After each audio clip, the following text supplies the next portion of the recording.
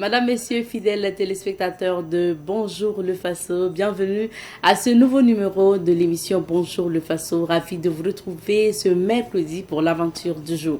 Cette semaine, vous le savez, nous vous amenons à la découverte du mémorial Thomas Sankara.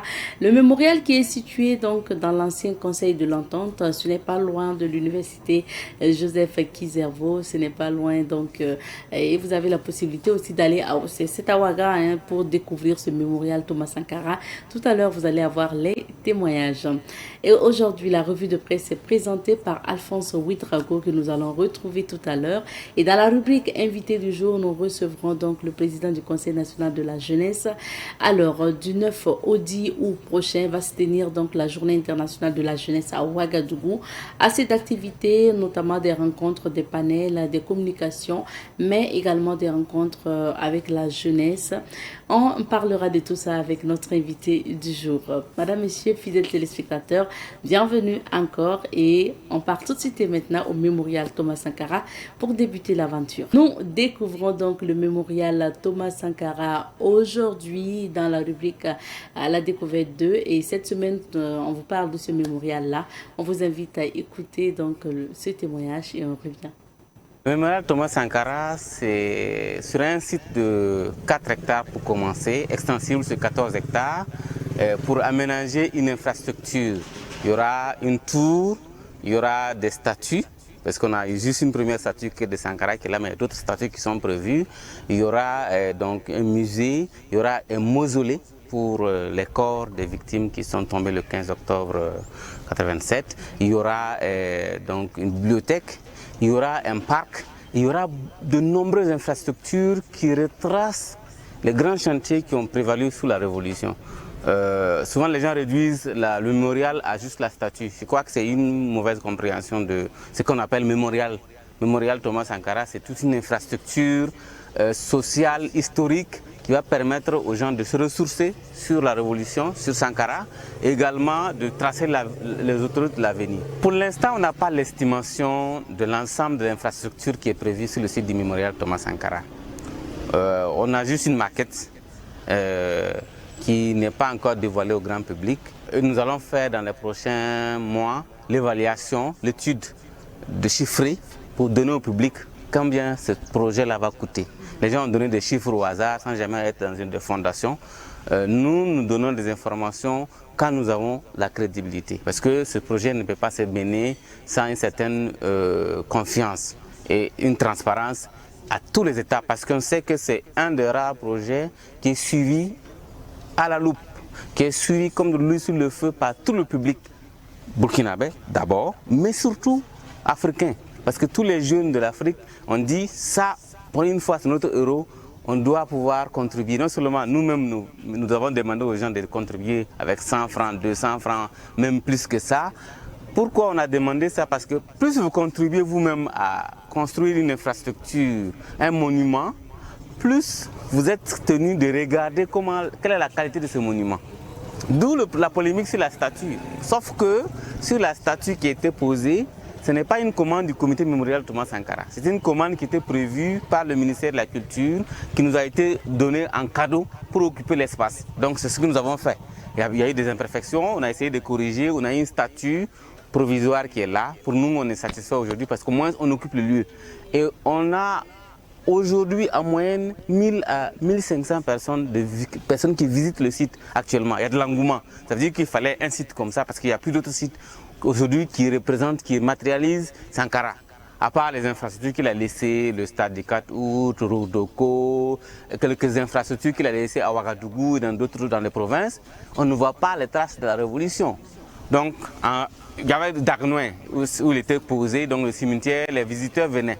On pense qu'avec la statue qui est posée, on est en train de créer un autre pôle touristique potentiel pour la ville de Ouagadougou. Le projet de mémorial sera financé par probablement 3 gros acteurs.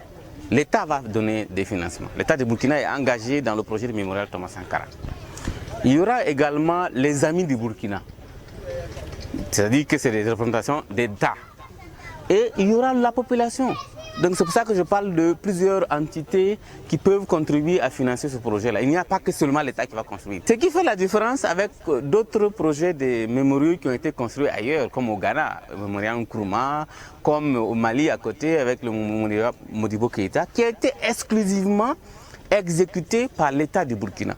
Nous avons voulu prendre une idée de Sankara qu'il avait développée sous la Révolution, qui s'appelle l'EPI, l'effort populaire d'investissement. À ce moment, la population cotisait pour construire un centre de santé, pour acheter une ambulance, pour construire une école. Et quand ils cotisaient pour le faire, évidemment, ça veut dire qu'ils étaient aussi les gardiens pour que ça se fasse bien.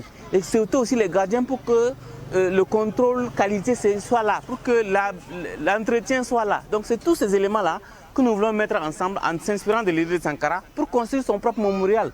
L'effort populaire d'investissement, c'est la quote-part des populations pour construire le mémorial Thomas Sankara. Avec le contexte, les gens vont dire que ça coûte cher, c'est du gaspillage d'argent. Non, nous ne pensons pas à cela.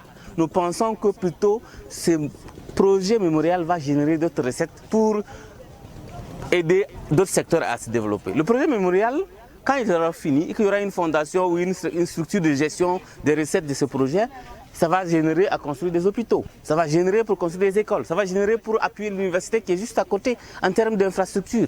Donc évidemment, il ne faut pas que les gens voient juste tout de suite la perte de... Et la vie n'est pas que la nourriture, la vie n'est pas que le matériel. Là, nous sommes en train de faire quelque chose qui va nourrir aussi l'esprit. Et Sankara aimait dire ça. Donc, oser inventer l'avenir. Et c'est l'esprit qui invente. Et évidemment, nous sommes conscients que tout le monde ne peut pas adhérer à cela parce qu'en se disant que oui, c'est une œuvre architecturale, c'est une œuvre de plaisir. Non, c'est une œuvre de construction de l'histoire de l'homme. Je fais partie des gens qui ont marché au Sénégal contre la statue de la Renaissance au Sénégal. J'étais là-bas, j'ai fait 6 ans. J'ai marché avec les Didier Awadi et d'autres acteurs au Sénégal. J'étais contre. Mais là, Ouad a forcé et la statue de la Renaissance est sortie à Dakar. Aujourd'hui, c'est le premier site touristique de tous les visiteurs qui arrivent au Sénégal. Moi-même qui était contre, je suis allé faire une projection de mon film là-bas. J'ai assisté à des concerts là-bas. C'est ça comme ça la vie. Donc ça veut dire que j'ai évolué dans mon approche vis-à-vis de la statue de la Renaissance. J'étais contre au départ, Ouad a forcé la fesse à la statue, mais nous tous nous y allons. Et quand il faisait ça, il n'y avait pas d'électricité à Dakar. Il y avait des manifestations tout le temps à Dakar. Quand il faisait ça, il n'y avait pas assez à manger, il y avait des inondations à Dakar. Pour dire que ce n'est pas toujours opportun, mais pour ceux qui sont visionnaires, on force pour faire les choses parce que demain, ça va apporter des fruits. Donc c'est sur cette logique-là que nous sommes et nous pensons que ça peut aller. Vivement les autres infrastructures donc du mémorial Thomas Sankara. Merci. Vous écoutez justement à l'instant le témoignage concernant le mémorial Thomas Sankara et nous vous parlons de ce mémorial tout au long de cette semaine. Pour la suite de l'aventure, nous allons nous informer et on s'informe dans la revue de presse. Nous recevons pour vous aujourd'hui Alphonse Ouedraogo pour décortiquer l'actualité. Bonjour. Bonjour Madame Nikiema, bonjour à toutes et à tous. Bienvenue. Merci. Actualité marquée notamment par ces déclarations du président du Faso concernant donc la tentative de déstabilisation déjouée. C'est sûr que les journaux en parlent. On va en parler également dans la phase commentaire, mais d'abord la lecture des titres, Alphonse. Tout à fait, et je commence avec le journal Le Quotidien qui affiche ce matin le chef de l'État à propos des tentatives de déstabilisation déclare: l'assaut final devrait avoir lieu à travers un recrutement d'agents à l'intérieur de nos rangs.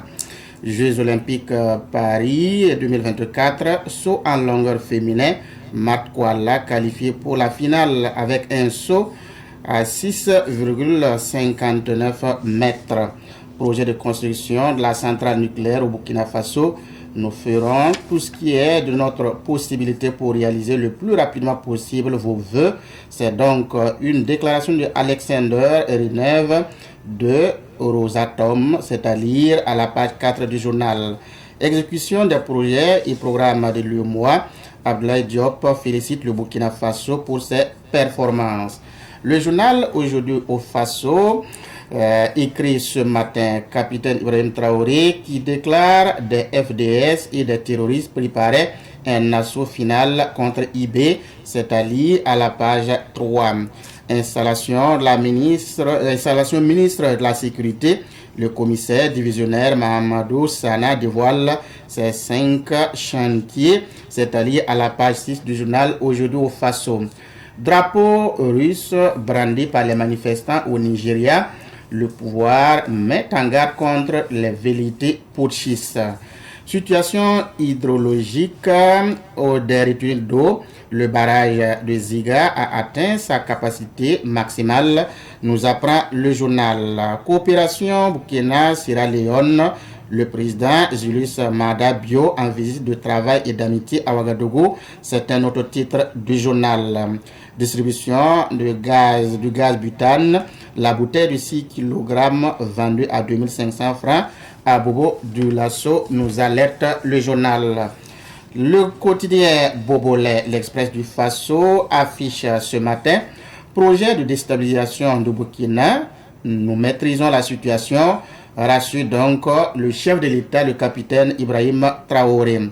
Et dans la rubrique Autant le dire, le quotidien Bobolais se demande qui en veut autant, qui en veut tant au pouvoir de IB. C'est à lire à la page 2 dans sa livraison de ce matin.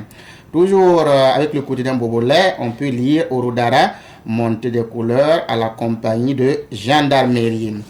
Le journal Le Pays, lui, nous parle ce matin également de cette adresse donc du chef de l'État au personnel de la présidence du Faso. Le capitaine Ibrahim Traoré déclare que l'indépendance ne se donne pas, ça s'arrache. C'est-à-dire à la page 2 du journal. Production du rapport d'observation interne sur la presse burkinabé. L'OBM vient à la source sur le fondateur des éditions Le Pays. Lutte contre la constipation, les aliments à privilégier, c'est-à-dire donc à la page 16, secteur de la sécurité, les 6 priorités du ministre Mahamadou Sana, c'est-à-dire à la page 4. Dans sa rubrique Révélation, le journal Le Pays écrit contrat d'objectif des membres du gouvernement. L'évaluation du premier semestre débute aujourd'hui. Dans sa rubrique Actu Sport, le journal écrit Jeux Olympiques 2024 en attendant Hugues Fabrice Zango, Mat Yasmine Kouala est en finale. L'observateur Palgam écrit ce matin nouvelle tentative de déstabilisation des FDS en complicité avec des terroristes, affirme donc IB. Douleur lombaire, des exercices et étirements qui soulagent, c'est-à-dire dans la rubrique carnet de santé. Commune de Ouagadougou, qu'est devenu le marché du fer de Basenko, se demande donc le journal. Retrait des Américains, Goodbye Niger, c'est-à-dire dans la rubrique Regard sur l'actualité. Jeux olympiques, Mat Kouala donne l'espoir. Ziga mariage à Catriard, il nous en a mis plein la vue, c'est-à-dire dans la rubrique Les humeurs de Bari. Le journal de tous les Burkinabés, Sidoya, dans sa livraison de ce matin, on peut lire ce matin dans Sidoya, le journal qui affiche donc l'image du chef de l'État. Le chef de l'État au personnel de la présidence du Faso déclare « L'indépendance ne se donne pas, ça s'arrache ». Toujours dans ce quotidien, on peut lire Union économique et monétaire ouest-africaine. Le Burkina Faso fait une performance de plus de 86%. Dans la rubrique Mercure, le journal se demande Nigeria, Bola Tinubu sur les grilles, c'est-à-dire à la page 3. Coopération Burkina-Sierra Leone, le président Julius Maada Bio en visite de travail et d'amitié à Ouagadougou. Usage du cyanure dans le traitement artisanal de l'or incite à haut risque découvert au secteur 12 de Ouaïguia. Dans sa rubrique On murmure, Sidoya écrit plus de 1700 élèves fonctionnaires de la santé sans salaire. Nouna, ses commerçants véreux et les bétails des PDI. Merci bien. Merci Alphonse pour les titres de ces journaux. On revient sur l'actualité phare, les déclarations notamment du chef de l'État qui parle encore de tentatives de déstabilisation déjouées. Tout à fait. Il faut donc situer le contexte parce que c'était hier donc au palais de Koulba, au cours donc d'une cérémonie de la montée des couleurs. Et à l'occasion, le chef de l'État s'est adressé au personnel de la présidence du Faso en insistant par exemple sur le fait que l'indépendance ne se donne pas, ça s'arrache. Donc ceci pour dire que si vous aspirez à être vraiment indépendant, il y a tout un sacrifice à faire, à consentir, et de ce fait-là, tout un chacun doit se donner. De là où vous êtes, le sacrifice est demandé pour que véritablement nous soyons indépendants sur toute la ligne. Après donc ces vœux, le chef de l'État a donc confirmé ce qui était donc comme des rumeurs, des gens arrêtés ces derniers jours, la presse en a parlé. Il a confirmé effectivement qu'il y avait des gens qui nourrissaient donc l'ambition de déstabiliser le pouvoir en place. Et ces personnes-là avaient donc commencé à faire des pieds et des mains pour avoir des gens avec eux dans ce projet de complot. Et malheureusement, des agents des FDS ont donc été contactés et associés à ce projet. Et même des terroristes, leurs services ont été sollicités pour donc ce qu'il appelait lancer l'assaut final. Dans cet assaut final, il était donc question de procéder à des assassinats ciblés, d'attaquer des points névralgiques pour en tout cas déstabiliser autant que faire se peut. Et la veille citoyenne, ce qui fait donc au niveau des ronds-points, était aussi visé. Il fallait donc attaquer aussi cette veille citoyenne. Donc c'est comme ça que le chef de l'État a caricaturé ce projet qui était en gestation. Et heureusement, avec la vigilance des services de renseignement, avec la vigilance des autorités, ce projet a donc été foiré. Ça a été donc tué comme tué dans l'œuf. Donc c'est pour dire que il a rassuré les Burkinabés qu'effectivement il y a des gens qui étaient donc dans cette lancée, mais avec la vigilance, ce projet est donc tombé dans l'eau parce que la situation est sous contrôle, elle a été maîtrisée. Par contre, ce qu'il a demandé, c'est que ceux qui sont aujourd'hui ou qui auront encore d'autres ambitions de ce genre, il les met donc en garde parce que nous sommes dans une dynamique qui est de sauver notre pays, qui est de reconquérir tout le territoire burkinabé. Et dans ce cas-là, il n'y aura pas donc cette tolérance pour quiconque prétend en tout cas déstabiliser ce pays qui a tant souffert et qui veut véritablement arriver à son indépendance totale. Alors, on se demande, est-ce qu'il n'est pas mieux aujourd'hui même de décliner l'identité des comploteurs? Ça commence à faire beaucoup. Hein, tout à fait. Je pense que ce qui manque aussi dans cette dynamique, c'est le fait qu'on cache jusqu'à présent l'identité de ces personnes-là. Qui sont ces personnes-là qui veulent encore troubler la quiétude d'un pays comme le Burkina Faso aujourd'hui qui souffre déjà. Les gens souffrent parce qu'il y a le contexte d'insécurité qui est là. Donc, on se demande est-ce qu'il n'est pas nécessaire et même obligé que par moment on décline l'identité de ces personnes-là au point que des gens ne pensent pas que c'est une manipulation ou c'est une stratégie pour juste arrêter des personnes parce qu'on n'aime pas leur tête. Je pense que le chef de l'État peut en tout cas se pencher sur cette question parce que c'est important. Le peuple a besoin d'avoir des informations et si effectivement des gens étaient dans ce projet pour troubler la quiétude, pour déstabiliser le pouvoir, je pense qu'il est nécessaire de décliner leur identité pour que le peuple sache qui sont ces personnes-là. Ça peut davantage effrayer d'autres personnes qui en tout cas auront aussi des ambitions de ce genre. Donc je pense que on peut travailler à ce niveau parce que dès lors qu'on a pu étouffer ce projet, on a pu arrêter ces personnes, ben, ce qui reste, c'est de décliner leur identité. Ce qu'il y a aussi, c'est qu'il faut noter que beaucoup de personnes, d'autres personnes ont été également arrêtées pour des cas similaires de tentatives de déstabilisation, mais attendent toujours sans jugement. Tout à fait. Depuis donc fin juillet de l'année passée, des gens ont donc été arrêtés pour les mêmes motifs de déstabilisation. On peut dire qu'aujourd'hui, ils sont nombreux, ces personnes-là qui sont en détention. Dans des endroits que nous ne connaissons pas, mais qui sont pris pour ces mêmes motifs.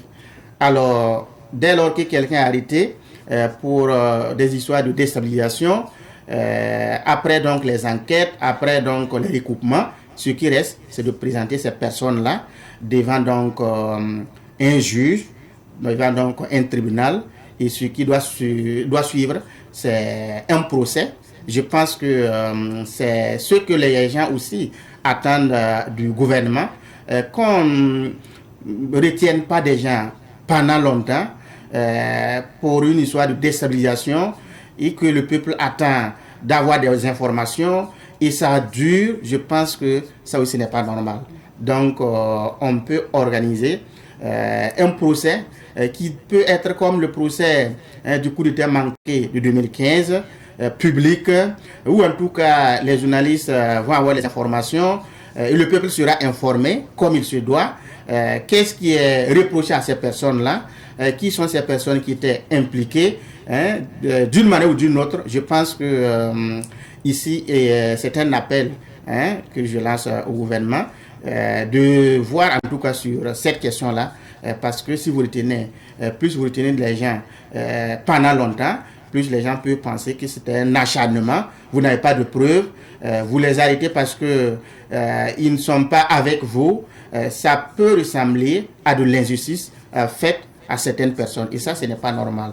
Donc, nous attendons du gouvernement une évolution de ces dossiers-là, oui, que ces personnes soient présentées donc devant un juge et que des procès se tiennent sur ces questions-là.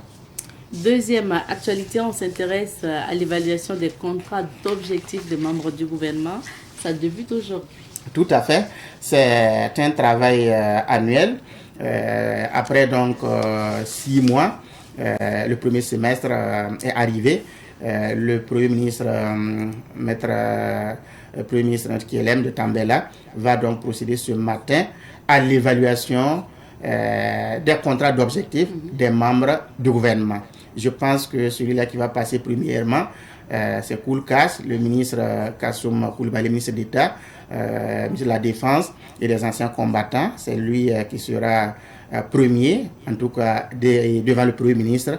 Et ensemble, ils vont vraiment passer au peigne fin de ce qui avait été soumis comme mission. Qu'est-ce qui a été réalisé?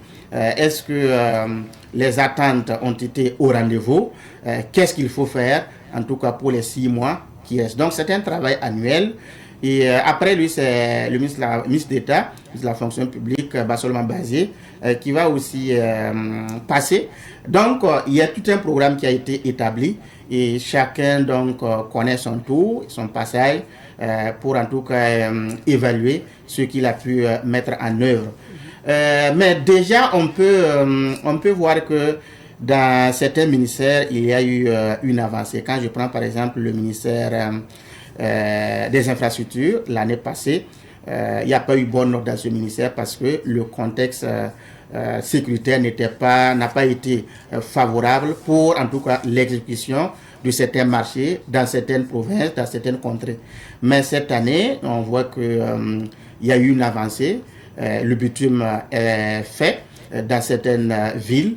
C'est pour dire que c'est l'examen, c'est l'évaluation qui est faite comme nous l'aurons ce matin, qui peut être vraiment la panacée à certaines difficultés, qui peut être la solution qu'il faut apporter à certaines difficultés. Donc c'est un exercice auquel les membres du gouvernement vont se prêter. Et je pense qu'après donc l'évaluation de chaque membre du gouvernement, l'intéressé, le ministre en question, fait un petit point pour en tout cas dire ce qu'il a pu réaliser et dire aussi les attentes qu'il y a toujours. Et ce travail était important parce qu'on venait de remanier le gouvernement, même si certains qualifient que ça a été un jeu de chaises. Ce qui est bien, c'est qu'il y a des ministres qui changent de portefeuille. Donc c'est tout à fait normal qu'on fasse le bilan et qu'on se donne encore des objectifs. Bien sûr. Et est-ce qu'on doit s'attendre aussi peut-être à quoi? Des changements ou...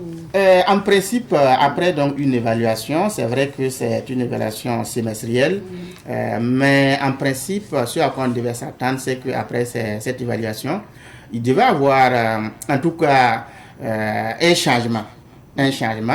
Parce que si vous êtes un membre du gouvernement et que vous n'avez pas été à la hauteur de la mission qui vous a été confiée, ben, forcément, il y a une conséquence quand même. Il y a une conséquence à tirer, mais je crois que le Premier ministre en est conscient.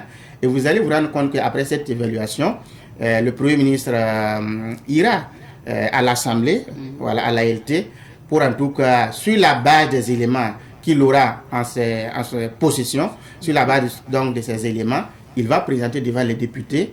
Il va encore se projeter pour l'avenir par rapport donc à la situation actuelle de l'état de la nation. Donc, ce sont des éléments importants qu'il doit avoir avant de pouvoir donner des informations aux députés et apporter des réponses aux questions qui seront posées. Merci beaucoup. Merci bien. On va maintenant découvrir les couleurs du temps dans la météo. Aujourd'hui, dans la chronique Questions de droit avec Olivier Caboret de Juristes sans frontières, nous parlons de la publicité mensongère. Bonjour Olivier. Bonjour Abzeta et bonjour aux téléspectateurs. Bienvenue sur ce plateau. Alors Olivier, quand est-ce qu'on dit qu'une publicité est mensongère ou une publicité dite mensongère? Alors, ce qu'il faut comprendre par cette notion, c'est que si on doit aller dans une approche commerciale, les marketeurs disent que pour vendre un produit, il faut articuler autour de ce produit-là une certaine communication. Mais communiquer pour vendre ou vanter les mérites d'un produit pour bien vendre ou susciter l'intérêt des potentiels clients ne doit pas être une occasion pour tromper ces potentiels clients-là. Et c'est dans ce sens que le législateur burkinabé depuis un certain temps a mis en place une loi, notamment la loi numéro 80-2015/CNT portant réglementation de la publicité au Burkina Faso, encadre toutes les équations relatives à la publicité. Et quand on parcourt les dispositions de cette loi, vous verrez qu'à l'article 96, cette loi dit que est constitutif de publicité mensongère, ou du moins c'est constitutif de publicité mensongère, toute publicité qui contient des allégations ou des prétentions qui visent à induire le consommateur en erreur. Ça veut dire que c'est une forme de publicité qui utilise de fausses informations ou des informations qui ne sont pas vraies par rapport au produit pour amener le client potentiel ou le chaland, comme l'appellent les puristes du droit commercial, à acheter. D'accord. Donc il y a de la tromperie, tout à fait. On va le dire. D'accord. Alors, est-ce qu'il y a un support de publicité précis pour que l'infraction soit constituée? Alors, ce qu'il faut comprendre ici aussi, c'est que la loi parle de toute forme de publicité, quel qu'en soit le support. C'est vrai, les supports que nous connaissons classiquement ou de façon traditionnelle, c'est la télé, la radio et la presse écrite. Oui. Mais la loi prend en compte les nouvelles donnes, c'est-à-dire Internet, et même les moyens que nous ne rencontrons pas souvent, tels que l'envoi de prospectus ou les affichages. Ouais. Donc, tous ces supports peuvent être incriminés si la publicité est mensongère. D'accord. Voilà.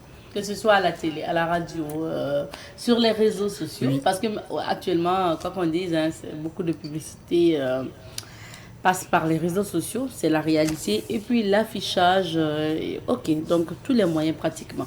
Maintenant, comment faire pour reconnaître une publicité mensongère ou trompeuse? Alors, déjà, comme j'ai dit tantôt, pour reconnaître une publicité mensongère ou trompeuse, c'est simple. Quand une publicité vante les mérites d'un produit, que vous achetez le produit et que vous vous rendez compte que, par exemple, la publicité dit que le produit est fabriqué dans un pays étranger et vous vous rendez compte que le produit est localement fabriqué ici, là il y a un problème. Quand la publicité dit que la date de création du produit est telle date et que vous vous rendez compte que non, la date est antérieure ou postérieure, il y a un problème. Quand la qualité que vante la publicité n'est pas la qualité réelle du produit, il y a un problème.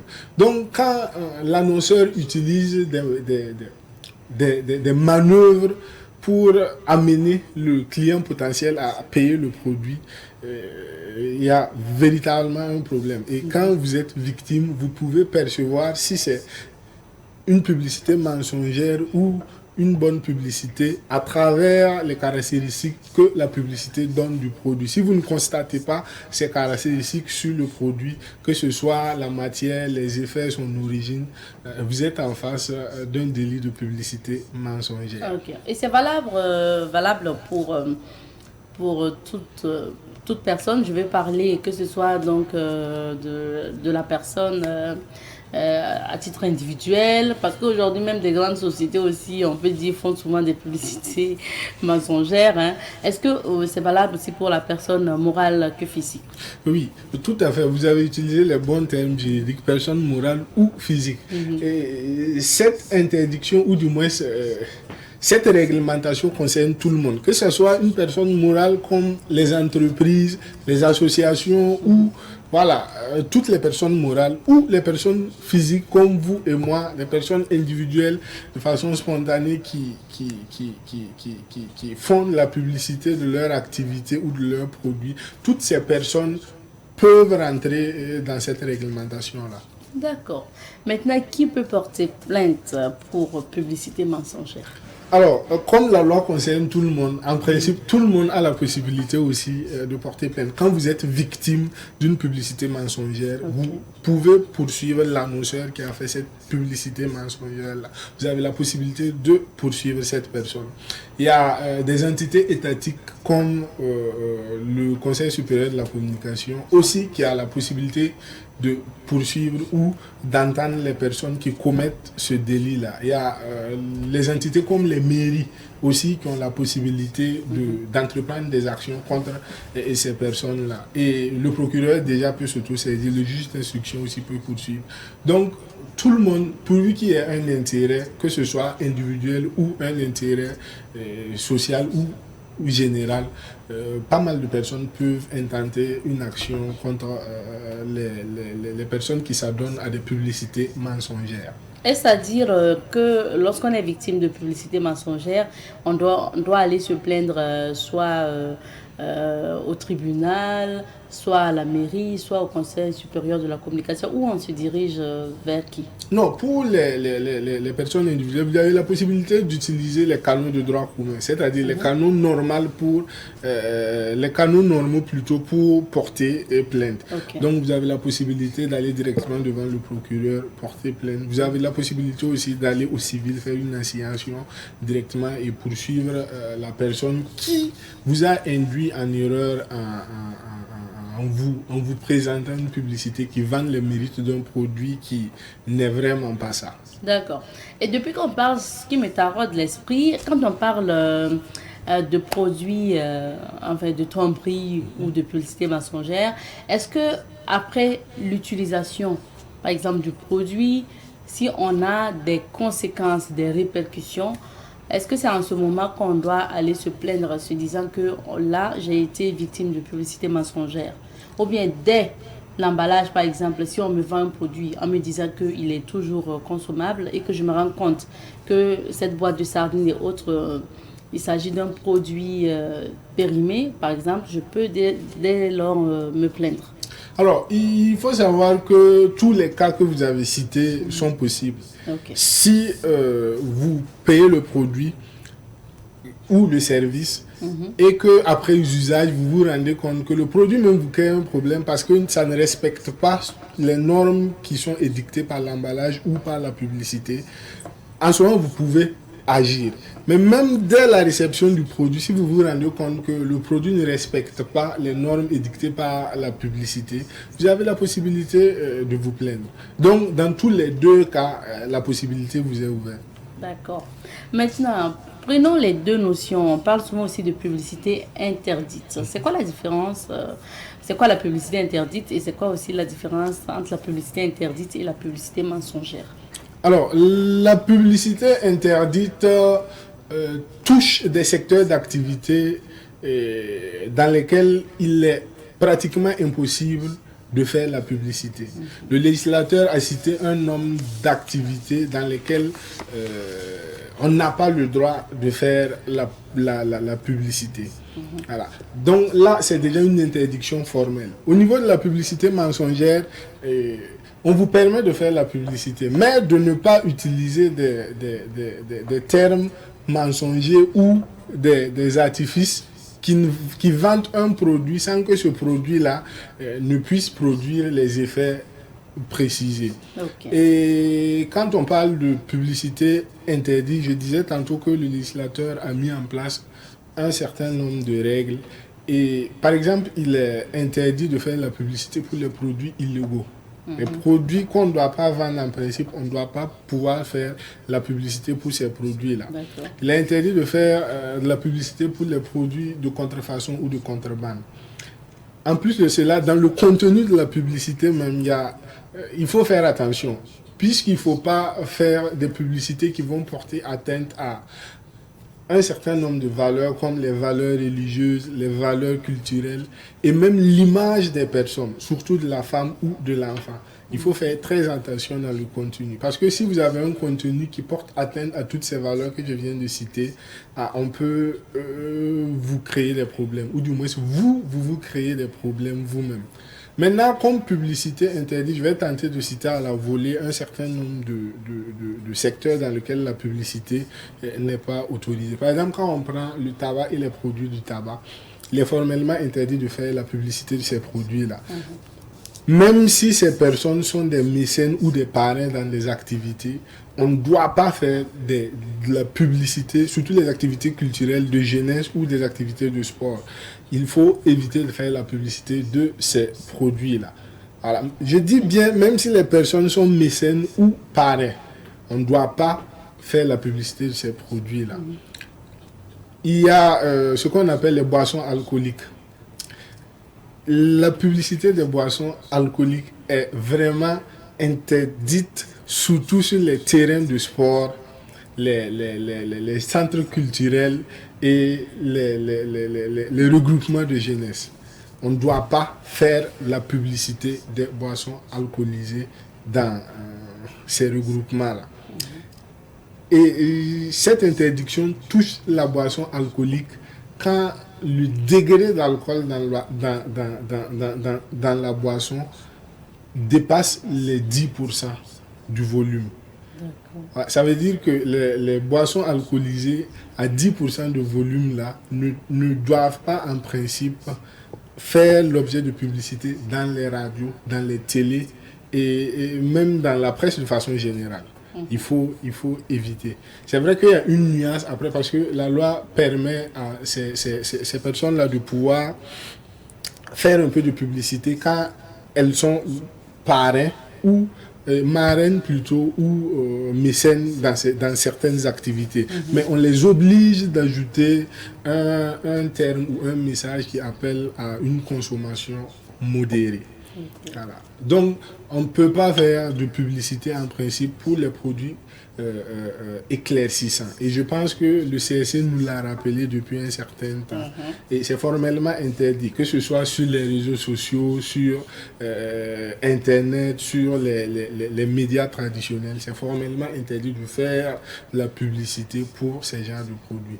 Même les médicaments. Oui, les produits pharmaceutiques sont interdits de publicité. Pour pouvoir faire la publicité de ces produits-là, il faut avoir un visa du ministère de la Santé. C'est le ministère de la Santé qui analyse l'impact et l'intérêt de la publicité et du produit et donne son visa. Ce qu'il faut retenir, c'est que les produits pharmaceutiques traditionnels font partie de cette interdiction. Donc, en principe, on ne devrait plus croiser devant les feux de signalisation les affiches voilà, indiquant un certain nombre de produits traditionnels. C'est formellement interdit. Pour le faire, il faut demander un OK du ministère en charge de la santé. Il y a les cabinets juridiques aussi qui sont interdits de publicité. Voilà. Donc, je peux citer en grosso modo un certain nombre de points que je viens de dire tantôt. Il y a pas mal là. Bon, après, quand on jette un coup d'œil, on sait qu'il y a certaines choses qui ne sont pas respectées, mais bon, on verra bien parce que pour les produits pharmaceutiques, par exemple, on sait, c'est vrai que on sait que même si on ne regarde pas, enfin si nos chaînes au niveau national ne diffusent pas les publicités de ces produits pharmaceutiques, on les regarde, les publicités de ces produits pharmaceutiques à travers d'autres abonnements qu'on a et tout sur d'autres chaînes à l'étranger. Donc, ce qu'il faut rappeler aussi, c'est que depuis un certain temps, les structures en charge de cette réglementation-là sont sur le pied d'œuvre pour endiguer au moins la situation. Je vois que depuis 2023, le CSC communique beaucoup, sensibilise beaucoup. Il y a la mairie même de Ouagadougou souvent qui fait des actions de sensibilisation. Moi, je me rappelle de cette action, ou du moins cette opération coup de poing contre les affichages sauvages, comme le maire d'antan l'a dit. Donc, en tout cas, l'un dans l'autre, je pense que les gens sont en train de se réveiller et un boulot est en train d'être abattu pour qu'on puisse au moins assainir, ne serait-ce qu'un temps soit peu, ce milieu-là. L'espace publicitaire. Tout à fait. Maintenant, que risquent les contrevenants pour la publicité mensongère? Alors, pour les questions de publicité mensongère, il faut savoir que vous pouvez risquer une peine d'emprisonnement qui peut aller de 3 mois à 2 ans et payer une amende qui peut aller de 500 000 à 5 millions. Et souvent, quand le montant utilisé pour la publicité dépasse 10%, la loi peut dépasse plutôt 10 millions. La loi peut aller pour la peine d'amende jusqu'à la moitié de cette somme-là. Wow. Donc les sanctions sont vraiment réfléchies et graves. Donc du coup, c'est vraiment d'inviter à toutes ces personnes qui osent aller dans cette activité-là, que c'est un délit déjà. On les informe déjà que c'est un délit et ils sont passibles de sanctions pénales. D'accord. Voilà. Bien noté. Parce que là, ça heurte quand même les droits du consommateur. Tout à fait. Voilà. Merci beaucoup, Olivier, pour ce thème. On en sait maintenant un peu plus sur la publicité mensongère, mais également sur la publicité interdite. Alors, on va s'arrêter ici pour question de droit aujourd'hui. Merci de nous avoir suivis. On marque une petite pause et nous recevons pour vous aujourd'hui M. Djibril Bamogo. Il est le vice-président du comité d'organisation de la Journée internationale de la jeunesse.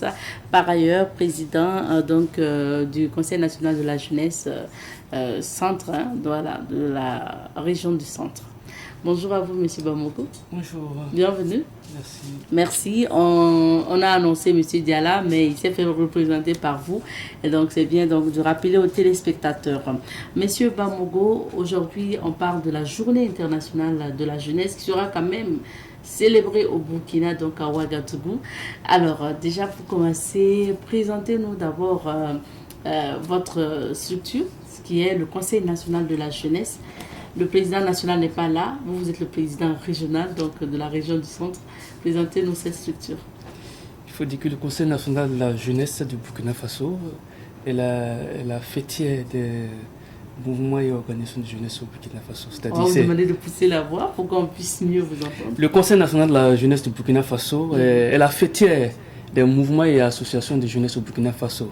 C'est elle qui est l'intermédiaire, l'interface entre les jeunes et le gouvernement, entre les jeunes et les partenaires techniques et financiers. C'est elle qui veille à toutes les activités de représentation des jeunes au Burkina Faso et à l'international. Donc elle défend les intérêts des jeunes pour les pleins épanouissements. Et également elle lutte pour que les jeunes, pour que leurs voix soient entendues, pour que leurs voix soient prises en compte, pour qu'elles puissent être représentées dans toutes les instances de décision, participer à l'élaboration et à la mise en œuvre des politiques publiques.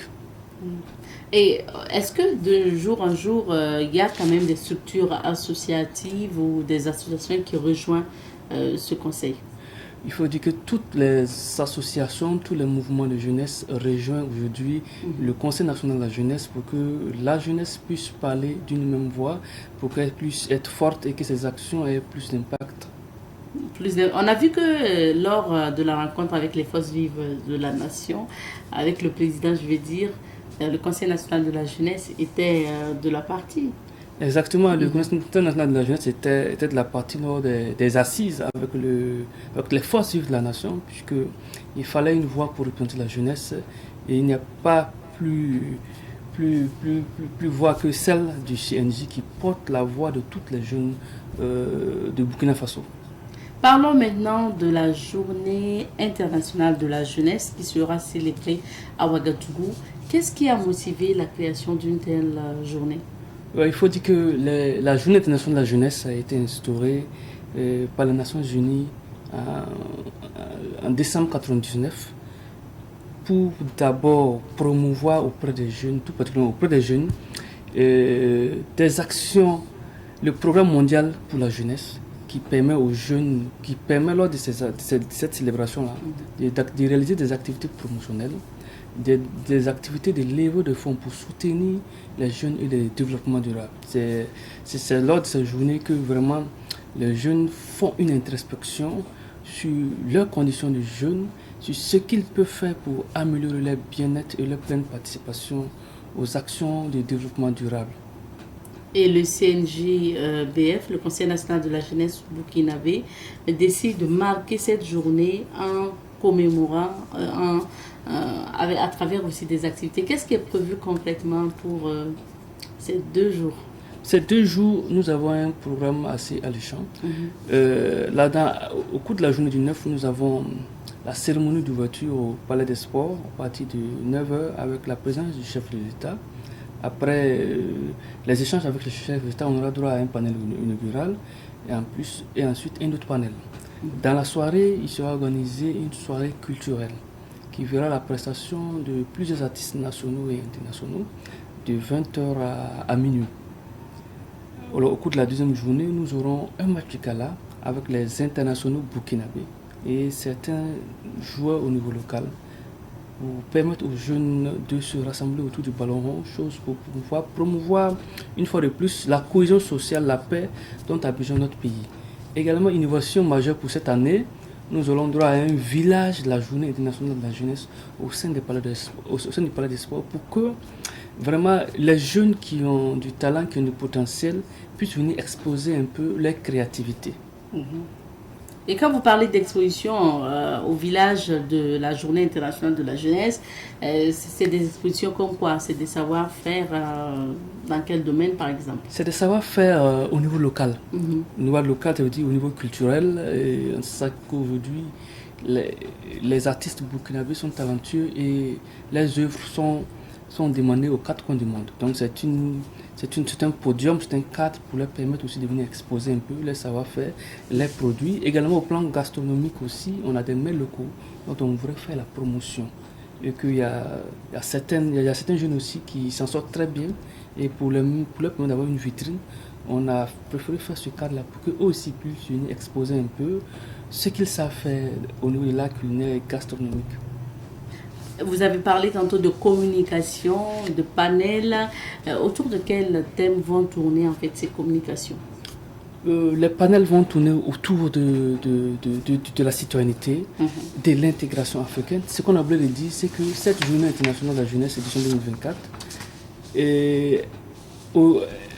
verra la participation de tous les jeunes des 54 pays africains. Donc ça devient la rencontre de la jeunesse africaine. Certains ont déjà commencé à fouler le sol du Burkina Faso.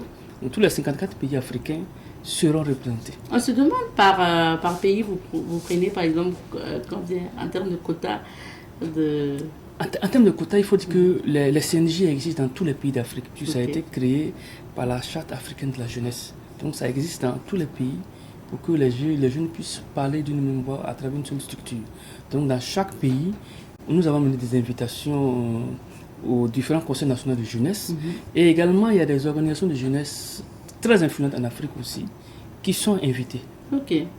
Ça veut dire que vous allez vous retrouver avec pas mal de participants. Une centaine de participants venus des pays africains. Ok. En plus des conseils nationaux de jeunesse, il y a d'autres structures de jeunesse aussi qui font preuve de leadership et qui marquent de leur empreinte indélébile leur savoir-faire. Donc ces organisations sont également invitées à prendre part à la journée internationale de la jeunesse. On peut parler des Afrian, des Roja LF. Il y a plusieurs organisations de jeunesse en Afrique. Et le thème central, c'est intégration, sécurité, paix et développement. Donc, quel est le rôle de la jeunesse africaine? Pourquoi? Qu'est-ce qui a milité en faveur du choix de ce thème?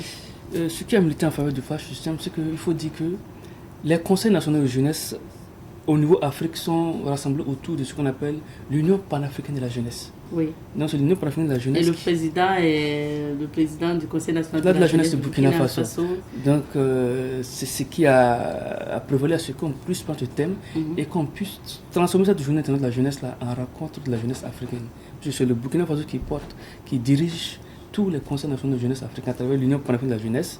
Donc il va de soi que vraiment on puisse venir promouvoir l'intégration africaine, la paix et la sécurité dont on a besoin. On sait que certaines parties de l'Afrique traversent des moments très difficiles. Il faut vraiment une intégration, une promotion d'une paix et de la sécurité durable afin que les jeunes puissent s'épanouir, puissent montrer leur savoir-faire, puissent se développer, puisqu'il n'y aura pas d'Afrique dans un pays, d'Afrique si les pays sont en guerre, sont en proie au conflit, ici à la Bénin. Donc les jeunes veulent par là passer un message. Parce que lors de cette JJ-là, il y aura un haut sommet de la jeunesse africaine, avec la jeunesse burkinabé. Vous nous avez annoncé que des jeunes vont venir de 54 pays d'Afrique. Mais au niveau national, qui seront les participants? Au niveau national, c'est toute la jeunesse burkinabé qui est invitée à prendre part à cette célébration de la journée internationale de la jeunesse. C'est-à-dire, nous avons toutes les organisations et mouvements de jeunesse Burkina Faso. Même les jeunes qui ne sont pas dans le mouvement sont invités. C'est une affaire de jeunes. Donc, tout jeune doit venir y prendre part.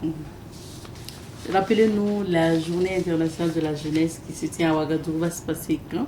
La journée internationale de la jeunesse édition 2024 va se passer au niveau du Palais des Sports, avec des activités, avec la cérémonie inaugurale, des panels, une soirée culturelle avec des artistes internationaux et nationaux, un sommet de la jeunesse africaine, un match de gala avec les internationaux burkinabés, séance d'aérobic, une visite. On va profiter, montrer nos sites culturels et touristiques aux jeunes venus des 54 pays africains pour promouvoir toujours notre culture.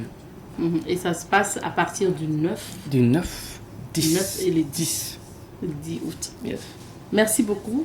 Alors, pour finir, quelles sont vos attentes à l'endroit du public burkinabé et surtout particulièrement de la jeunesse concernant cette journée internationale de la jeunesse qui arrive?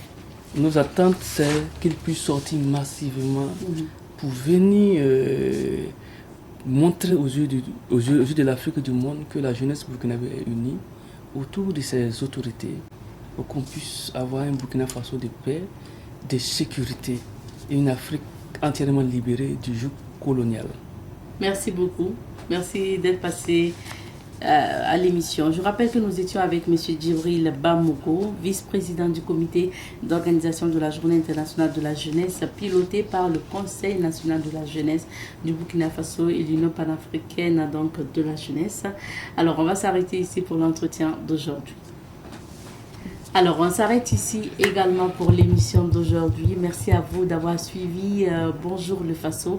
Le rendez-vous est pris pour demain, jeudi, Inch'Allah, pour d'autres aventures. Portez-vous bien. Allez, cuisse.